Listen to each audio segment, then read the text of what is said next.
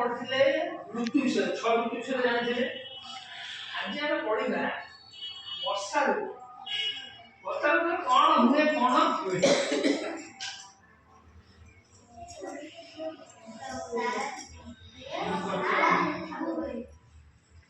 वर्षा ऋतु क्या मते गोटे जिनिस वर्षा ऋतु कोन असुविधा हुए हम कहलु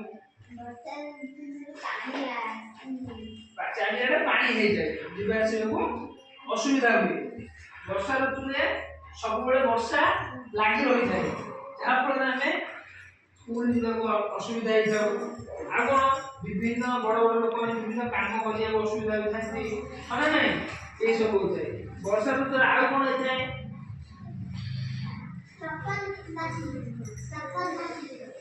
चारियाडे काटू होय थाए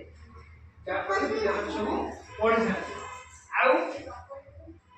वर्षा ऋतु सुविधा हमर कोन जाय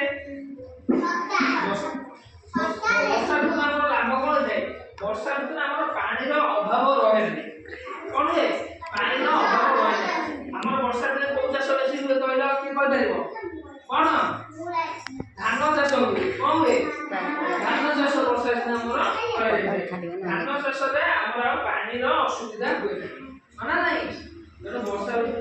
हमर भल भल ना नहीं सब ऋतु भल सब ऋतु खराब